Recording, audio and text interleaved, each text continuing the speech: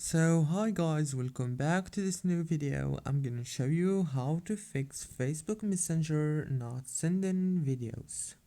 First thing, open the settings on your phone and then go to the apps manager. When you open the apps manager on this page, you will find every single app you have on your phone. Wait a few seconds and then scroll all the way down until you find the messenger. Click on Facebook Messenger like this and then click on First Stop. After that, click on Storage and click on Clear Data. Go back, click on Power Usage Details and click down here on First Stop. And then open the Play Store or the App Store if you have iPhone. Search for Messenger and update it. Don't forget to like, subscribe, and thank you for watching.